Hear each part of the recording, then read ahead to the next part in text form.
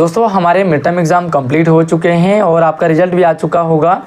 अब हमें ये जानना है कि सेकंड टर्म में हमें क्या क्या पढ़ना होगा, कौन कौन से चैप्टर आएंगे, ग्रामर में कितना पूछा जाएगा, और जो फाइनल एग्ज़ाम हमारा होगा, एनुअल एग्ज़ाम होगा, उसके बाद रिज़ल्ट आता है तो उस एग्ज़ाम में हमें क्या पढ़ना है। क्या हमें सिर्फ सेकंड टर्म का पढ़ना होगा या पूरा सिलेबस पढ़ना होगा, साथ में पासिंग मार्क्स आपके लिए क्या क्या रहेंगे, सब कुछ आपको इस वीडियो में डिटेल के साथ शेयर करेंगे। वीडियो क्लास 6ठी हिंदी और 2024-25 सिलेबस के रिगार्डिंग है। जल्दी से वीडियो को लाइक करके अपने दोस्तों को भी शेयर कीजिएगा। चैनल पर अगर आप पहली बार आए हो तो सब्सक्राइब ज़रूर कर लेना, ताकि आगे भी आपको सारी नई नई अपडेट आपको लगातार मिलती रहेगी। सबसे पहले हम ये जानेंगे कि आपके पास जो फर्स्ट टर्म में वह चिड़िया जो फर्स्ट टर्म में आपका हो चुका है, ठीक है, आप इसे थोड़ा सा क्रॉस चेक भी करते जाएंगे।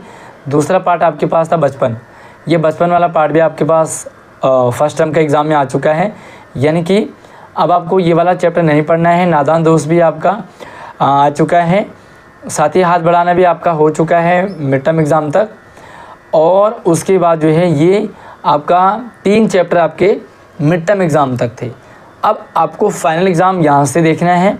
फाइनल एग्ज़ाम में जो पहला चैप्टर है आप टिक भी करते जाएंगे।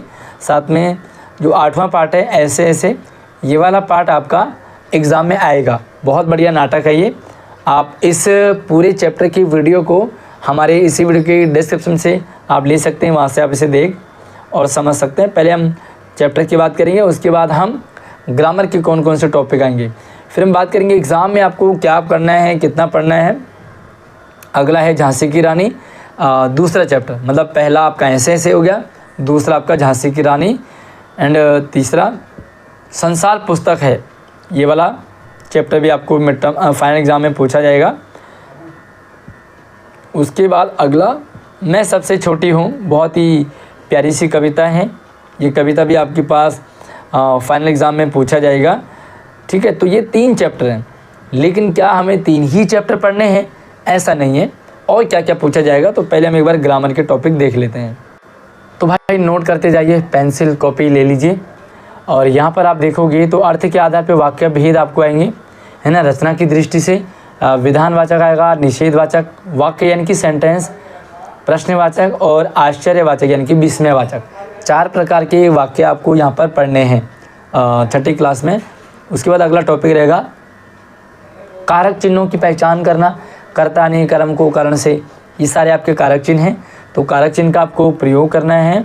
साथ में जो संबंध कारक है वो भी आपको एग्ज़ाम में आ जाता है, जैसे काके की रारेरी, ये सारे आपके संबंध कारक में, ठीक है। कारक की वीडियो भी हमारे चैनल पे डाली हुई है, आप देख सकते हैं। उसके बाद आपको प्रत्यय की पहचान करनी है। आपको प्रत्यय जो शब्द के अंत में लगता है प्रत्यय कहलाता है। योजक चिन्ह की पहचान करेंगे। योजक चिन्ह जैसे कई बार डैश होता है योजक चिन्ह, तो कई टाइप के योजक चिन्ह होते हैं, उस पर भी हमारे चैनल पे वीडियो प्रॉपर डाला है, आप उसे भी देख सकते हैं। उपसर्ग और प्रत्यय दोनों आएंगे। उपसर्ग जो कि शब्द के पहले लगता है और उपसर्ग जो कि शब्द के बाद में लगता है, ठीक है। तो यहाँ जो लगेगा वो उपसर्ग होगा और यहाँ जो लगेगा बाद में वो प्रत्यय होगा। तो ये दोनों टॉपिक आपको फाइनल एग्ज़ाम में आएंगे।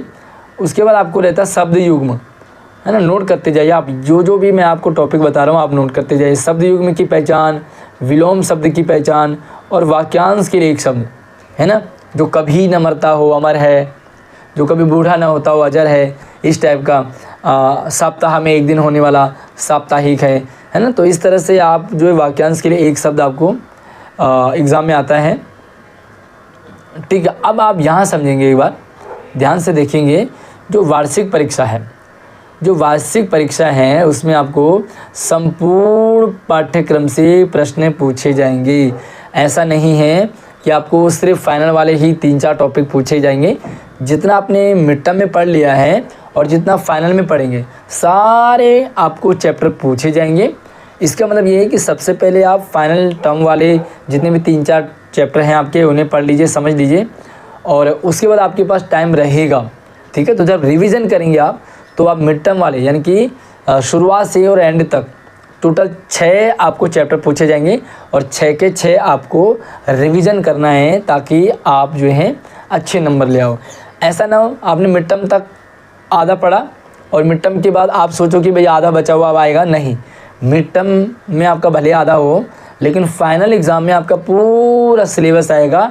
आप यहाँ पे देख सकते हैं लिखा हुआ है सीधा कि वार्षिक परीक्षा में समस्त पाठ्यक्रम से प्रश्न पूछे जाएंगे। वार्षिक परीक्षा है तो समस्त पाठ्यक्रम की पुनरावृत्ति की जाएगी। जितना भी आपके पास सिलेबस है मिड टर्म एग्ज़ाम और फाइनल एग्ज़ाम, सारा सिलेबस आपको पुनरावृत्ति यानी कि उसकी रिवीजन करनी है। एक बुक आपको मिली होगी बाल राम कथा, तो भैया बाल राम कथा जो है ना, आपको ये सिर्फ पढ़ने के लिए पाठ्य पुस्तक है, ये एग्ज़ाम में आपका इससे नहीं पूछा जाता है। और अब हम बात करेंगे कि आपका रिजल्ट कैसे बनेगा। ठीक है, वार्षिक परीक्षा होगी आपकी, और वार्षिक परीक्षा जो कि आपके फरवरी और मार्च के एंड वीक तक, आपके शुरुआत वीक में 10-15 तारीख तक सारे एग्ज़ाम कंप्लीट हो जाते हैं मार्च में, फरवरी से शुरू होते हैं मार्च तक। इसमें आपके पास जो एग्ज़ाम में आएगा वो आएगा 60 नंबर का पेपर। 60 नंबर का ही आपको पहले पेपर आया था, 60 नंबर का ही आपको इस बार भी पूछा जाएगा। और अब आप यहाँ पे ध्यान से समझें कि पेपर आपको किस तरह से आएगा। देखिए, आपने 60 नंबर का पेपर, एक मिनट, आपने 60 नंबर का पेपर दिया था मिड टर्म में, तो 60 नंबर वाला कन्वर्ट हो जाएगा आपका 20 में। अगर आपके 60 नंबर आए हैं तो ये बदल जाएगा 20 में। अगर आपके 30 नंबर का पेपर आपने किया है, आपके मिड टर्म एग्ज़ाम में 30 नंबर आए हैं, तो ये कन्वर्ट हो जाएगा 10 में, यानी कि अभी आपके 10 ही नंबर हैं।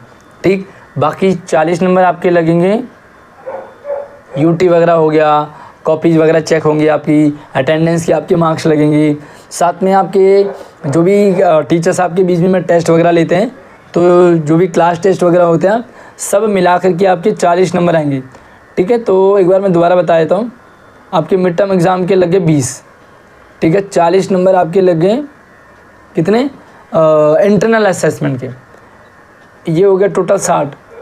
अब बाकी बचा आपका 40 नंबर।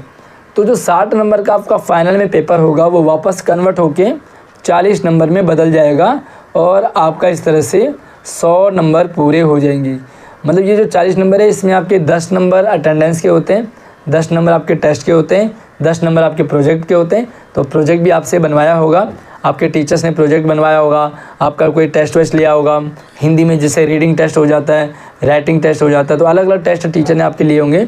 उन्हीं में से आपका टोटल नंबर 100 का बन जाएगा। 20 नंबर मिड टर्म के, 40 नंबर एंड वाले एग्ज़ाम के, और 40 नंबर आपके इंटरनल असेसमेंट। टोटल 100 नंबर का पेपर होगा। 100 में से आपके पास 33% मार्क्स आपके होने चाहिए, और 33 से ज़्यादा अगर आपके हैं तो आप उस सब्जेक्ट में पास माने जाओगे। ये आप सभी दोस्तों को शेयर कर दीजिए वीडियो, ताकि सभी लोगों का जो डाउट है वो क्लियर हो सके। और चैनल को सब्सक्राइब जरूर कर लेना, ताकि कोई भी आने वाली अपडेट आपसे मिस ना होगी। तो अगली वीडियो में तब तक आप अपना ख्याल रखिए। जय हिंद।